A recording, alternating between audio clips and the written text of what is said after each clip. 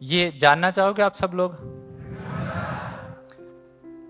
इससे पहले एक छोटी सी बात बताता हूं, मतलब इसको स्टार्ट करने से पहले एक छोटी सी बात जो वो भी नहीं पता, उसके बाद में इस वाले टॉपिक पे आऊंगा कि मैं और सूरज मिले कैसे। जैसे आपको ये पता कि कॉलेज के अंदर में ऐसे ऐसे हमारी जर्नी स्टार्ट, जो 20वीं क्लास में हम बोलते हैं हमेशा लास्ट क्लास के अंदर में, लेकिन उससे पहले हम दोनों मिले कैसे वो किसी को भी नहीं पता। मैं कॉलेज में आया फर्स्ट ईयर के अंदर में, और 8-10 लोगों का एक ग्रुप बनता है, और हम सब लोग बहुत खुश थे उस ग्रुप के अंदर में कि हाँ सब कुछ अच्छा चल रहा है, बढ़िया चल रहा।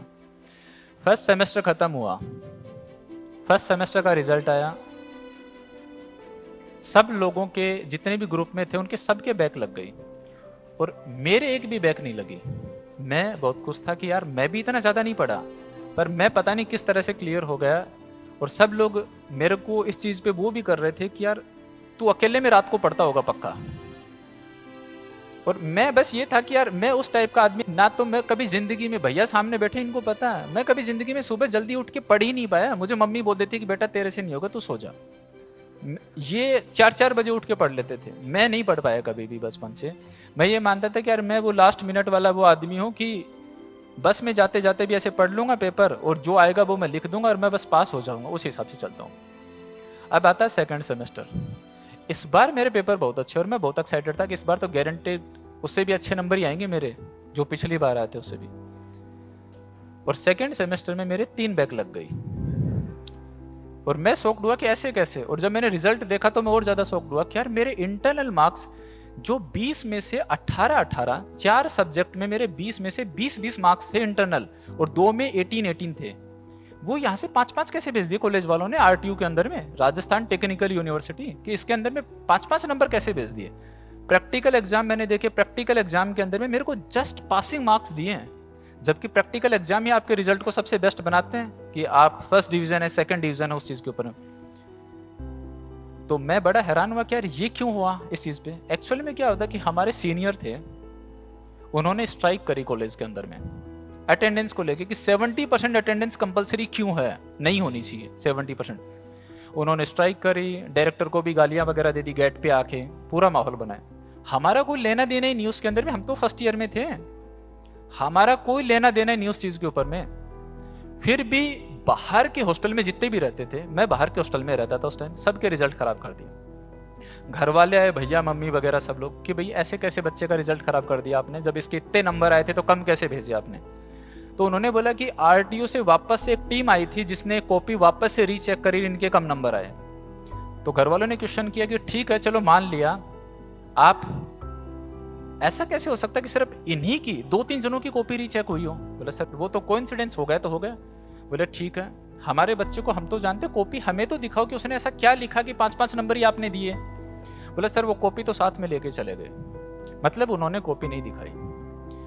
वहां से एक क्लू और मिल गया कि यहां पर अगर मेरे को इस कॉलेज में रहना है ना, तो या तो मैं अंदर के हॉस्टल में शिफ्ट हो जाऊं ताकि आगे के मेरे रिजल्ट ठीक हो जाए, या फिर मैं ये कॉलेज छोड़ दूं। मैंने एक बार के लिए ये डिसीजन लिया कि यार मैं अब इस कॉलेज में नहीं पढ़ सकता, मैं चेंज कर रहा हूं। ये मैं डिसीजन ले रहा हूं सेकेंड ईयर के अंदर में। हमारे वहां पर एक यूनिवर्सिटी थी, वहां पे मैं, भैया मम्मी तीनों गए, यूनिवर्सिटी का फॉर्म लिया, 1000 रुपये दिए, फॉर्म भरा। फॉर्म सबमिट करने ही वाले थे, मैं बोला कि नहीं यार नहीं करना, मैं वहीं पढ़ूंगा जाके, मैं अंदर के हॉस्टल में रह जाऊँ कोई बात नहीं, और जो बैक लगी वो मैं क्लियर कर लूंगा, कोई इश्यू नहीं है। मम्मी ने पूरे रास्ते मुझे सुनाया, बोले बेटा फिर अपन गए ही क्यों थे वहां पे। और वो पहली बार था जिंदगी में जब मम्मी ने मुझे सुना रही है, मम्मी मुझे कह रही हैं, क्योंकि मैं मम्मी का बड़ा लाड का बेटा था कि, और मम्मी मेरे को उसी पे ताने मारे कि बेटा तेरे पे तो मैं इतना भरोसा करती थी और तू ऐसा करेगा है, वो तो मैंने कभी नहीं सोचा था। पर आज मम्मी उस चीज के ऊपर में इतना ज्यादा गर्व फील करते हैं कि यार वो होना कितना ज्यादा सही था, क्योंकि वो मेरा जो डिसीजन, वो फॉर्म वापस ले लेना, मेरा इस कॉलेज में वापस आ जाना और मेरा अंदर वाले हॉस्टल में चला जाना, अंदर वाले हॉस्टल में मुझे सूरज मिला।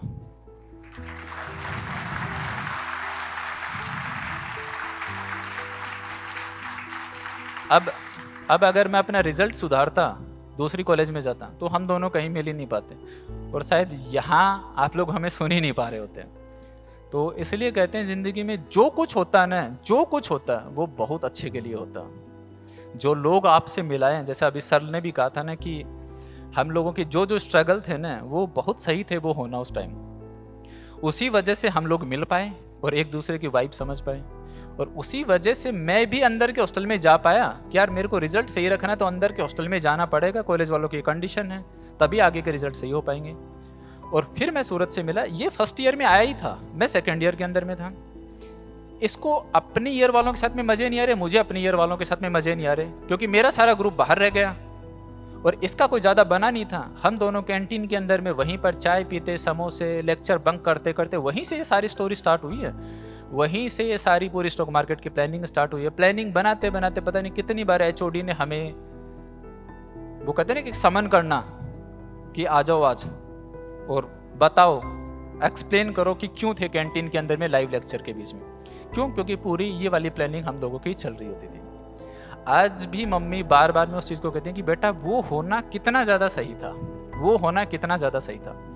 तो मैं कहता हूँ हाँ मम्मी बिल्कुल सही था वो चीज़ को। बोली बेटा मुझे याद है मैं ही तुझे मना कर रही थी, पर वो नहीं होता तो तू सूरज मिल ही नहीं पाते। तो आज उस फैसले पे ना मम्मी को दुख है, ना मुझे, ना घर पे भैया को, किसी को भी दुख नहीं है। हम बहुत खुश हैं उस चीज़ के ऊपर में।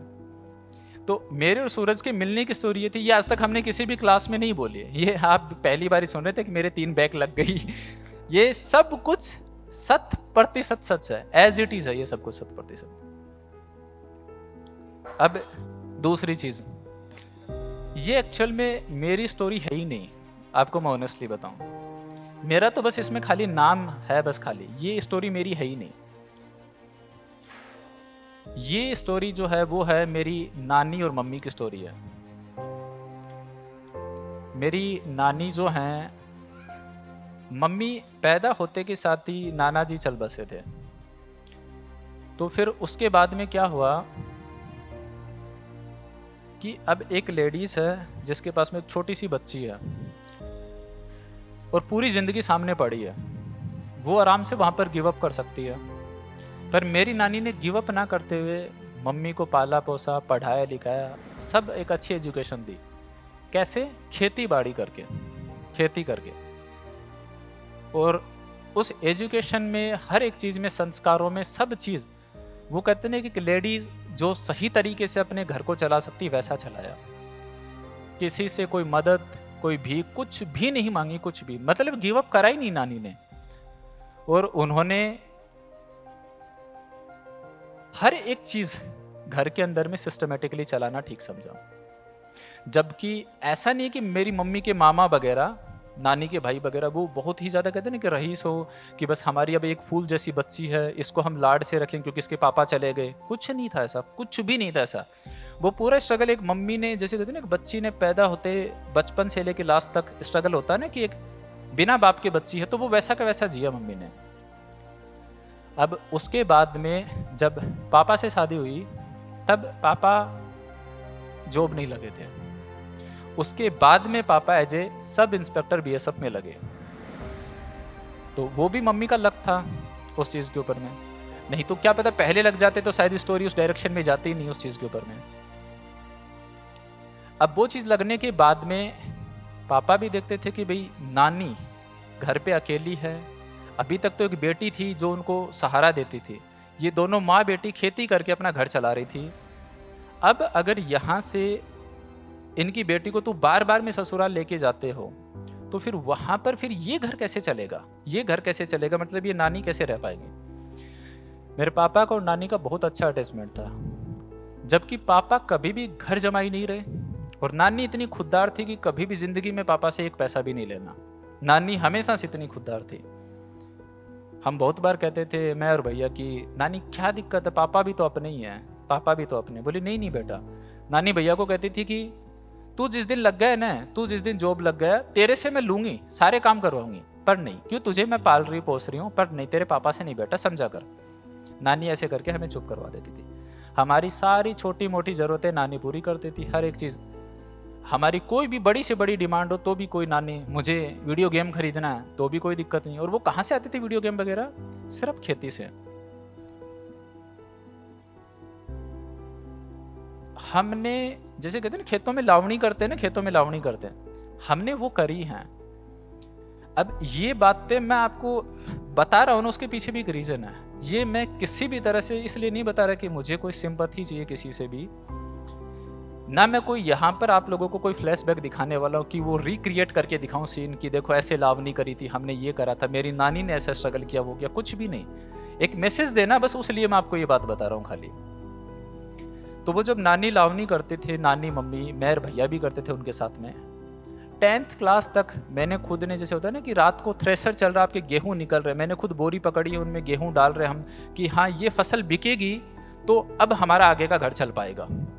तो वो लाइफ हमने वो करी है। उसके अंदर में भैया इंजीनियरिंग में जब गए फर्स्ट ईयर सेकेंड ईयर में, तो मम्मी कहती थी कि बेटा छुट्टी लेके देख ले, आ सके तो, क्योंकि फसल है वो लावनी आ रखी है। तो भैया छुट्टी लेके आते थे, मैं जाता था तो मेरे को ढंग से करनी नहीं आती थी लावनी, तो मम्मी कहती थी बोली बेटा तू रहने दे, तू बोली बेटा रहने दे। सुबह सुबह उठ के मम्मी और भैया लावनी कर रहे हैं, मैं सो रहा हूँ, और चुपचाप निकल जाते थे बिना मेरे को बताए भी कि क्यों बच्चे को परेशान करना नहीं। जबकि मैं भी तो 10th क्लास के अंदर में हूँ उस चीज़ के ऊपर में, पर कभी भी कोई ऐसा दुख ही नहीं दिया। मैं मतलब मैं अपनी कहानी में मैं आपको क्लियरली बताऊँ, मैंने कोई ऐसा दुख नहीं देखा। ऐसे कहते हैं ना कि इंसान, कि मैं ये कहूँ कि मैंने तो ये काम भी करा है, मैंने तो ये ठेला लगाया, मैंने तो ये ऑटो रिक्शा चलाया, मैंने तो ये करा। विथ ड्यू रिस्पेक्ट, मैं किसी को नीचा नहीं बता रहा, बट मैंने कुछ भी ऐसा स्ट्रगल नहीं करा जिंदगी के अंदर में, क्योंकि घर वालों ने सब चीज़ें मेरी, कोई भी मुझे ऐसी कोई चीज़ की कमी नहीं फील होने दी। वो वहीं से एक इमोशनल टच रहा, कभी भी मुझ पे कोई बाउंडेशन नहीं रही कि तुझे ये नहीं करना, तुझे वो नहीं करना, हर चीज़ के लिए मुझे फ्रीडम दिया। लेकिन एक वो इमोशनल टच था कि मैं कभी गलत रास्ते पे जाने की सोच ही नहीं पाया, कभी हिम्मत ही नहीं हुई, मन में नहीं आई कभी मेरे कि मुझे कभी गलत रास्ते के ऊपर में जाना। अब भैया मम्मी ये लावनी वगैरह कर रहे हैं, नानी भी उनको करवा रही है, उससे हमारा घर वगैरह चल रहा। कुछ खिलौने वगैरह मेरे जो एक्स्ट्रा ऑर्डिनरी डिमांड होती थी वो मैं पापा को बोल देता था, पापा मुझे ला देते थे, क्योंकि मैं तो किसी एज में बच्चा भी तो था ना, तो मुझे ये सब चीज़ें इतना अच्छे से नहीं समझ में आ सकती ना कि मुझे कौन सी चीज़ पापा को बोलनी, कौन सी नहीं बोलनी। हाँ ऐसा ज़रूर होता था कि स्कूल के अंदर में कोई स्कूल का टूर जा रहा, इसमें पैसे ज़्यादा लगेंगे, तो मैंने जानबूझ के बोला ही नहीं घर पे, क्योंकि मुझे उस टाइम समझदारी आने लगी थोड़ी सी कि नहीं यार यहाँ पे मैं अब इस चीज़ को बोलूँगा, मुझे पता नानी मना नहीं करेंगी, पर मुझे अब तो सारी घर की व्यवस्थाएं दिख रही है ना, सबकी सब चीज़ें, तो मुझे ऐसा नहीं करना चाहिए, और मैंने ऐसा नहीं करा। धीरे धीरे वो समझदारी भी आती गई, सब कुछ आती गई। 4 साल पहले जब पापा गुजरे थे, तो वो एक ऐसा इंसिडेंट था जिसे कहते हैं ना कि इंसान कभी सोच भी नहीं सकता कि ऐसा भी कुछ जिंदगी में हो सकता है, क्योंकि उसके बाद से मुझे डर लगने लग गया कि कुछ भी हो सकता है, बट उससे पहले कभी मैंने ऐसे सोचा नहीं कि ऐसा भी कुछ हो सकता है जिंदगी में। वो होने के बाद में मैं पूरी तरह से ब्लैंक हो गया, और मुझे ऐसा लगा कि अब आगे की जिंदगी क्या होगी। फिर किसी ने ये भी बोला कि यार घर पे नानी और मम्मी को तो बेटा संभालना पड़ेगा ना। भैया की हिम्मत थी, इन्होंने संभाल रखा था, मैं इस चीज में बहुत कच्चा था कि मैं नहीं संभाल पा रहा था। देन उसके बाद में नानी ने और मम्मी ने ही मुझे संभाला, इस इंसिडेंट के बाद में भी। और मैं ये सोच रहा था कि यार मैं अब तो बहुत ज़्यादा सही जगह हूँ, सही पोजीशन पे हूँ। पापा ने जाते जाते मतलब ये भी देख लिया कि मैं सेटल हो चुका हूँ, तो कोई ऐसा दुख नहीं है, मुझे घर संभालना चाहिए। पर मैं 3 दिन तक इस तरह से ब्लैंक था, मुझे समझ में नहीं आया कि मेरी ज़िंदगी में हो क्या गया। मैं 3 दिन तक इस तरह से ब्लैंक था पूरी तरह से। और लास्ट में मम्मी, नानी ने, भैया ने और सूरज ने, इन्होंने मुझे संभाल के वापस से हिम्मत दी। इन्होंने तब अंकल जी ने एक दिन एक चीज़ बोली थी कि बोले कि सूरज की दादी, बोले हमारी मम्मी, हम बहुत छोटे छोटे थे तब चली गई थी, हम बहुत रोए थे। बोले वो दुख कभी ख़त्म नहीं होते, याद कभी भी धुंधली नहीं होती हैं, लेकिन ऊपर वाला एक समय के साथ साथ में हिम्मत दे देता है। वो हिम्मत पता नहीं कहाँ से आ जाती है, शायद जो लोग रह गए उनको देखते हुए आ जाती है, कैसे आ जाती है, पर वो हिम्मत ज़रूर आ जाती है। और पता मुझ में हिम्मत फिर और कहाँ से आई ज़्यादा। मैंने जैसे देखा कि यार मेरे दुख बड़े या दुनिया के दुख बड़े, जब मैंने देखा कि यार मेरे दुख तो बहुत छोटे हैं, शायद पापा मुझे सब कुछ सेटल करते हुए, सेटल देखते हुए गए हैं, मेरे तो दुख बहुत छोटे हुए। कोई तो ऐसा भी होगा ना जो स्ट्रगल कर रहा था और उसके पापा चले गए, कोई ऐसा भी होगा जो 5th क्लास का बच्चा है, उसके पापा चले गए, वो अब आगे की ज़िंदगी कैसे निकालेगा। मेरे तो छत पे बहुत चीजें अभी भी, मैं तो upper side and lower side दोनों तरफ से प्रोटेक्ट हूँ। अपर साइड से बड़े भैया, लोअर साइड से सूरज, मतलब मैं किस चीज की टेंशन ले रहा हूँ इसके अंदर में। पर वहां पर एक चीज और मुझे ध्यान में आई कि दुनिया की जो दुख है वो मेरे से बड़े हैं। 5-5 साल वालों के भी मम्मी पापा चले गए, किसी के मम्मी पापा दोनों भी चले गए, किसी के पापा चले गए। और फिर जो पूरी हिम्मत आई वो आई मुझे मम्मी को देखते हुए। और मम्मी के साथ साथ मैंने नानी को भी देखा कि यार एक लेडीज जिसने इस तरह से अपने घर को संभाला, गिव अप नहीं किया। वो गिव अप कर देते शायद हम दोनों एग्जिस्ट ही नहीं करते, ये चीज ही एग्जिस्ट नहीं करती जो आज यहाँ पर है। उन्होंने गिव अप ना करते हुए वो चीज संभाली, सब कुछ करा उन्होंने, और आज भी वो घर को संभाल रही हैं। कहते हैं कि डॉक्टर ये कहते हैं नानी थोड़ी बीमार रहती है कुछ सालों से, कई बार वो बहुत ज़्यादा क्रिटिकल हो जाती हैं, बहुत ज़्यादा क्रिटिकल। मम्मी भी कई बार बोल देती हार के कि बेटा नानी को दुखी नहीं करते, घर पे ले आए बेटा। हम कहते हैं कि नहीं मम्मी, जब तक कोशिश अपने हाथ में ना, उस कोशिश को अपन जिंदगी में नहीं छोड़ेंगे, उस कोशिश को अपन नहीं छोड़ेंगे, वो अपने हाथ में, बाकी सब परमात्मा के हाथ में। मम्मी ने 1-2 बार बोला कि बोली बेटा नानी दुखी हो रही है ज़्यादा, घर पे ले। मैं घर पे क्या करोगे, ये वेट करोगे कि कब सांस निकले हैं? मैं हिम्मत नहीं हारनी है। वहाँ से होम टाउन से हम जयपुर लाते हैं, और नानी की बिल ऐसी है कि डॉक्टर भी आज उस चीज़ को कहते हैं कि ऐसी लेडीज हमने जिंदगी में नहीं देखी, कभी भी जिंदगी में हमने ऐसी लेडीज देखी नहीं है।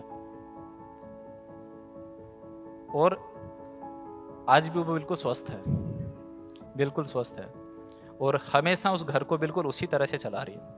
हम दोनों भाई बचपन से नानी के रहे हैं। पापा 7 भाई बहन थे, सबसे छोटे पापा थे। तो दादा को तो मैंने देखा नहीं, मेरे जन्म से पहले दादा चल बसे थे। दादी मैं बहुत छोटा था तब चल बसी, और सब भाई वगैरह सब अलग अलग थे। तो दादी साइड से कभी भी कहते हैं कि ऐसा कोई परिवार वैसा नहीं रहा कि हाँ दादा दादी भी नहीं रहे, तो फिर वहाँ दादा दादी के तुम होता है ना 5-6 साल में एक आधी बार कोई प्रोग्राम है या फिर कुछ अनहोनी होगी तब जाना होता। वरना मैं बचपन से नानी के रहे हैं, हम अभी भी हम नानी के ही रहते हैं। सब चीज़ें हमारी नानी के ही यहाँ पर हैं, सब चीज़ें। हमने नानी को देखा कि यार ऐसी स्ट्रोंगेस्ट लेडी हमने नहीं देखी कहीं पर भी नहीं। इसलिए नहीं कि हमारी नानी है, हमने बाहर की दुनिया में भी ऐसा नहीं देखा कि यार ऐसा भी कुछ हो सकता है कि जो गिव अप ना करे, आज तक गिव अप ना करे। वो ये देखे कि यार उसकी बेटी का हस्बैंड भी, उनका दामाद भी नहीं रहा, फिर भी वो गिव अप ना करे।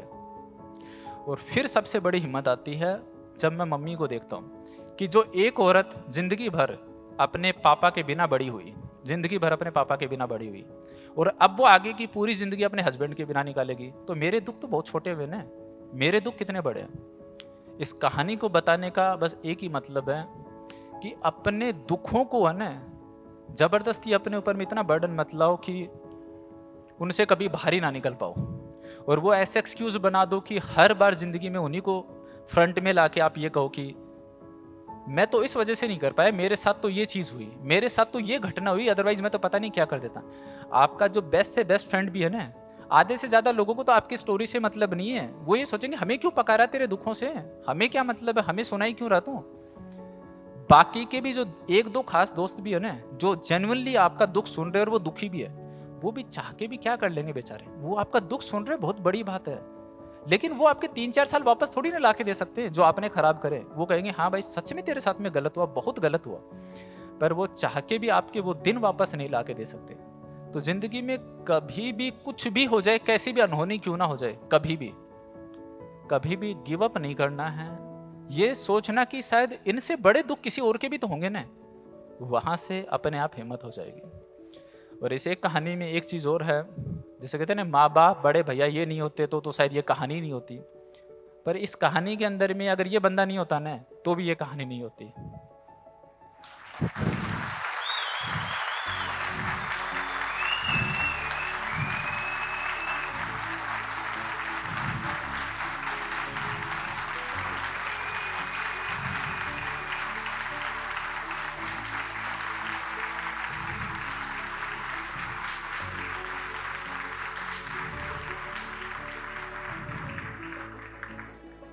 इसने मुझे बहुत ज़्यादा संभाला, क्योंकि कई चीज़ें होती हैं कि जो आप माँ बाप को भी नहीं बोल सकते, मम्मी को भी। क्या यार मम्मी को कैसे दुखी कर सकता हूँ, जो मेरा दुख है मम्मी के ऊपर पे भी तो दुख है।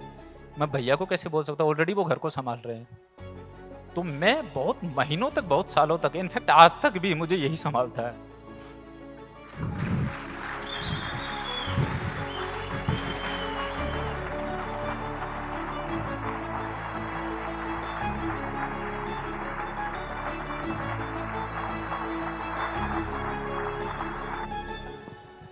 हो गया मेरा।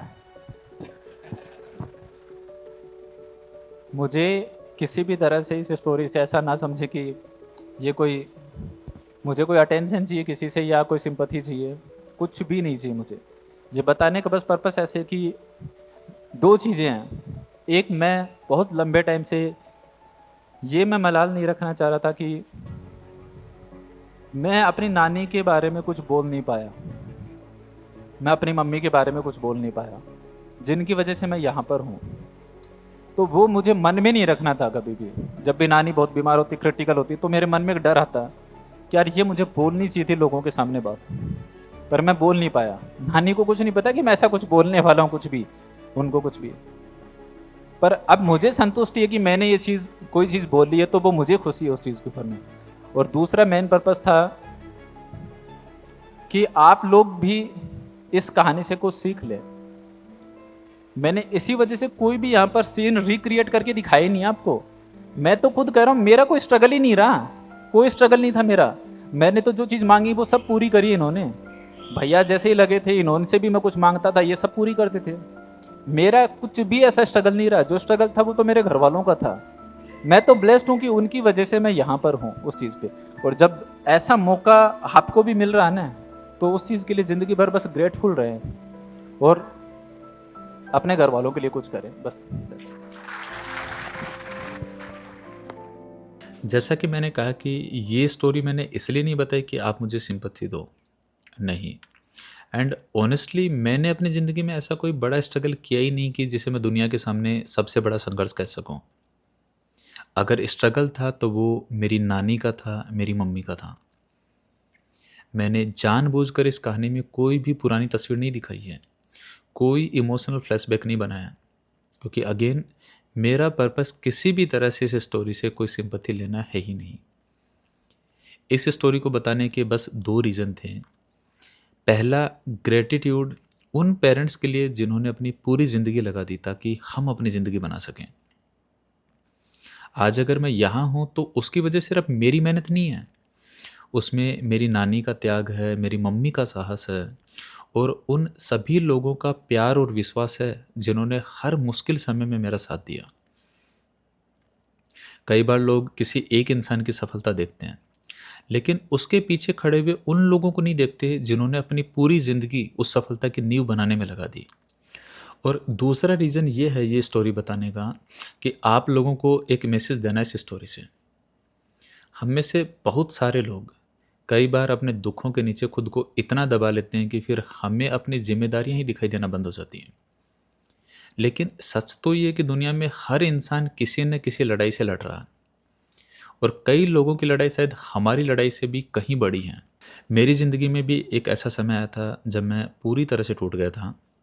4 साल पहले जब मैंने अपने पापा को खोया, उस समय मुझे लगा था कि शायद अब सब बदल गया है। लेकिन उसी समय अंकल जी ने गले लगाकर मुझसे एक बात कही थी, याद कभी कम नहीं होती है, ना ही इंसान को भूला जाता है, लेकिन ऊपर वाला एक समय बाद में जीने की हिम्मत ज़रूर दे देता है। आज भी पापा की याद आती है और वो शायद हमेशा आएगी, लेकिन सच में ऊपर वाला जीने की हिम्मत भी दे देता है। और मुझे वो हिम्मत कहाँ से मिली? जब मैंने देखा कि इस दुनिया में बहुत सारे लोग ऐसे हैं जिनके दुख शायद मेरे दुखों से भी बड़े हैं।